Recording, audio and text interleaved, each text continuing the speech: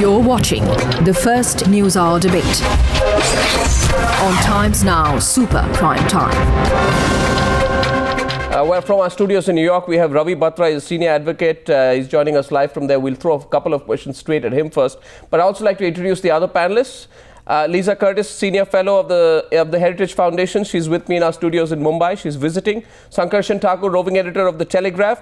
Peshawaria on a Skype link from Seattle is a Senior Counsel in the United States. She blames the Indian Foreign Ministry. Chidanand Rajghatta, Foreign Editor of the Times of India. Maroof Raza, Strategic Affairs Expert at General. D Bakshi, thank you very much and welcome. Ravi Batra. What if the Indian... How are you, Arnab? I'm very well, Ravi. Thank you. What if a top American diplomat was picked up tonight for not paying his or her Indian domestic help more than what they earn themselves, and then strip searched and put in Tihar jail and made to spend the night with sex workers, drug dealers, and common criminals and petty thieves, and then produced before the 30,000 courts, which as you know is it can be quite a difficult place to be in the full glare of the cameras? How would the Americans react? Well, I would certainly be insulted if that was to occur. But let me just make some basic points. One, our Constitution is what makes America great and will continue to be the greatest nation on earth. Second, U.S. Attorney Preet Bharara is a prosecutorial gem of the United States in the tradition of Bob Morgenthau and Rudy Giuliani. Third, America and India are great friends, and their friendship will only grow with time, this hiccup notwithstanding. And finally, India's right to be insulted because the kind of arrest that was effectuated here is the worst kind of arrest known to law. You see, there are three types of arrests. One is a surrender. It's sort of like making an appointment with your doctor.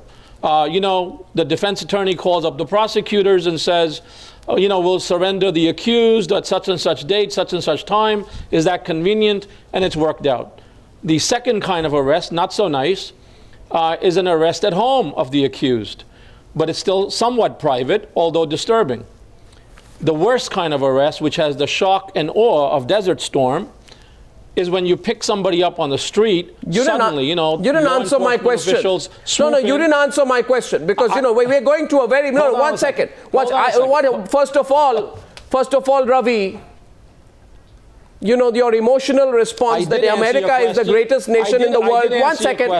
In today's world, please revise that record and play a new record, Ravi. America is the greatest nation in the world. Now, one second. The second point is, I asked you a question. No, the logic of this, Ravi. Let's go by logic, okay?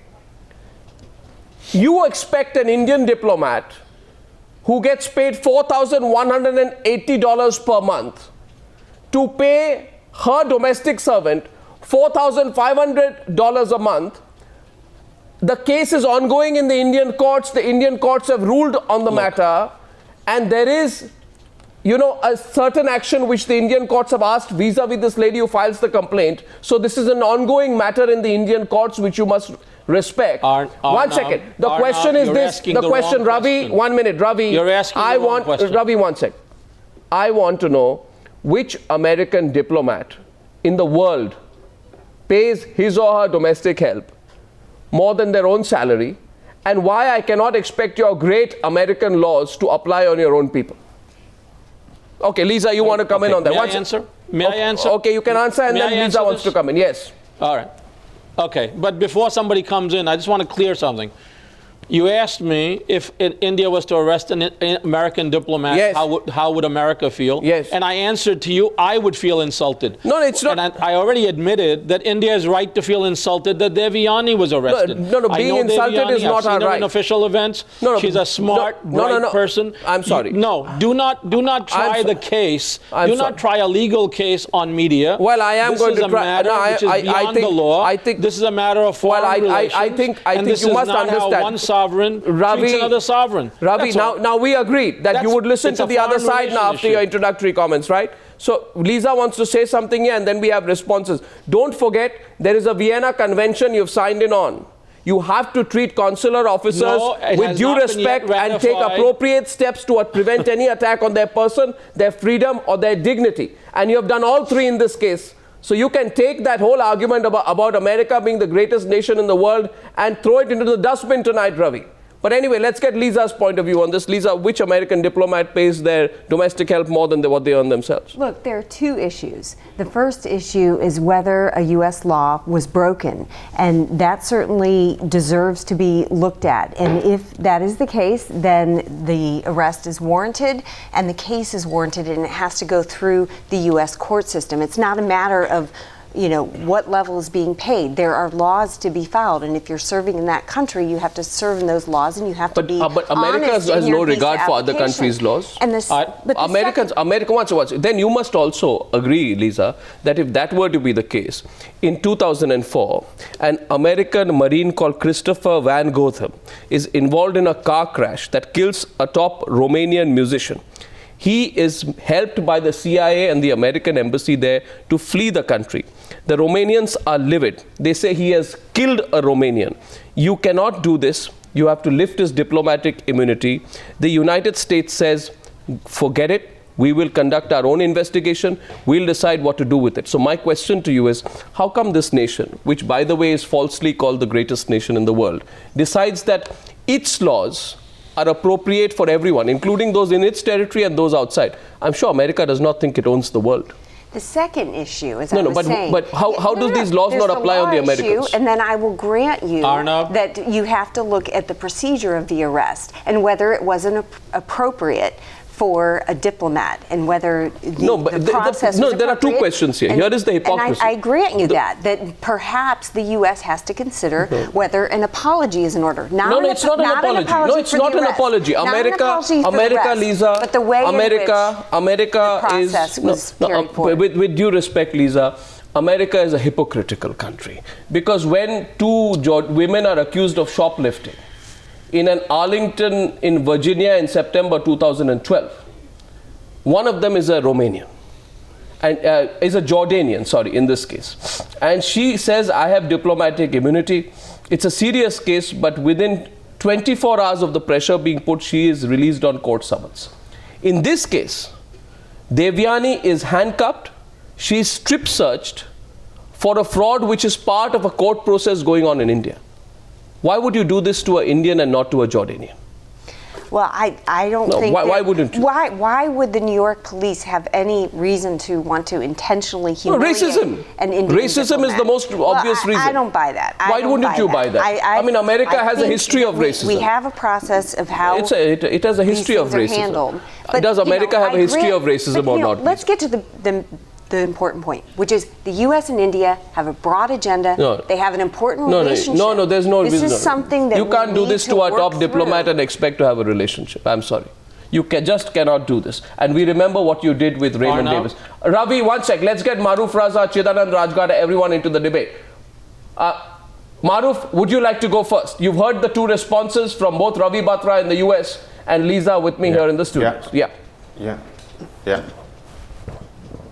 Okay, Arnab, I just want to make a couple of quick points. The first is that America has traditionally had one set of rules for itself and one for the rest of the world. Look at even the case of Raymond Davis in Pakistan.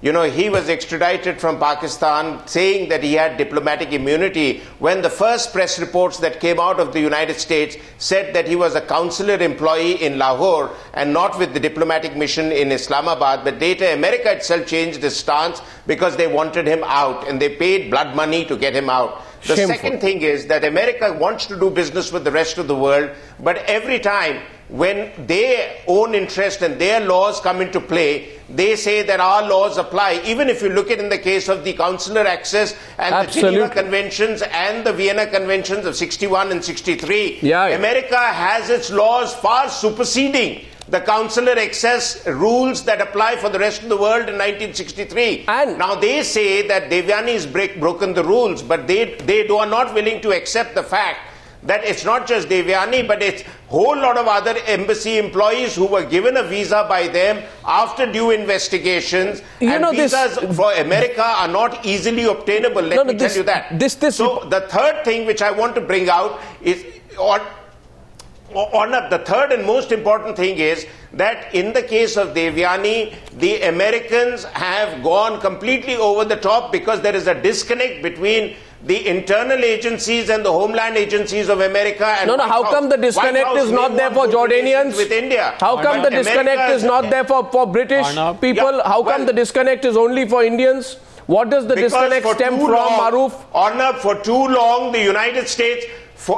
Arnab, for too long, the United States has assumed that India would take it lying down, and I think our Foreign Office has done well by taking a tough stand, but we must not relent. Absolutely we must not. convey to America that we are not a banana republic. We are not a pushover. I mean, gone are the days when if America wants to do business with India, it has to have a level playing field. Maroof, thanks for your input. No, 1 second. Ravi, I know you want to come in. Hear the other side tonight.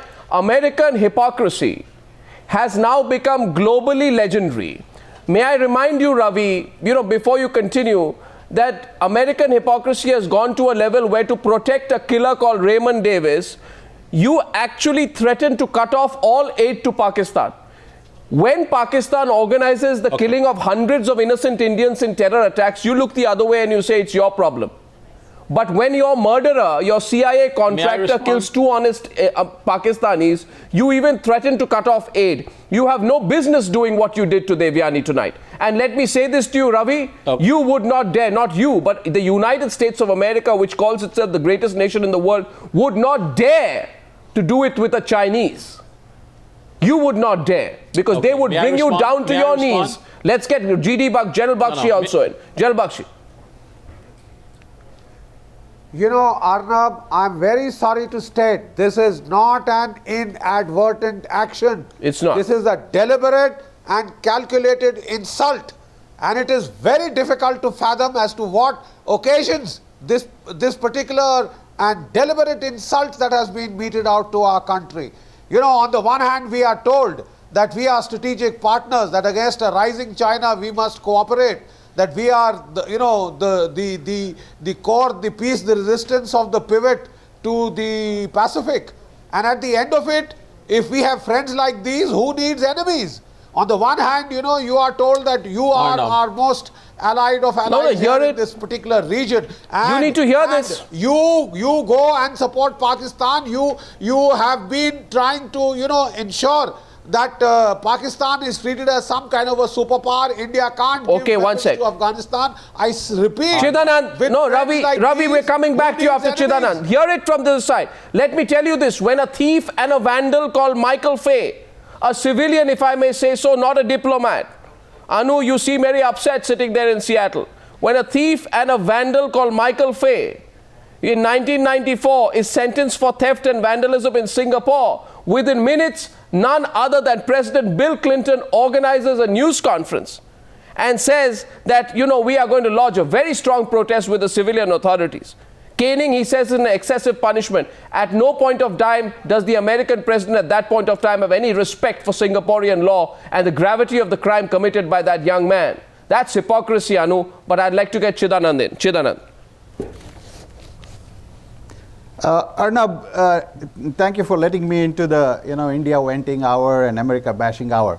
Here's no, it's a very serious issue, by the way. Chidanand, 1 second. Chidanand, if you sitting there in Washington, 1 minute, please. 1 minute, please. I wanted to get away with that. If you think sitting there in Washington, you can make a snide remark like that, in America bashing hour in India, whatever. Let me tell you that. Let me tell you, this is a very serious issue. Perhaps it is possible, Chidanand, that sitting so far away from your own homeland, you do not have the sensitivities that many people here have with the story. But let me tell you this, that people in India feel very strongly with it. A lot of people will not like what you say. You have a right to say that, but this is not about America bashing. This is about standing up to something that has gone wrong.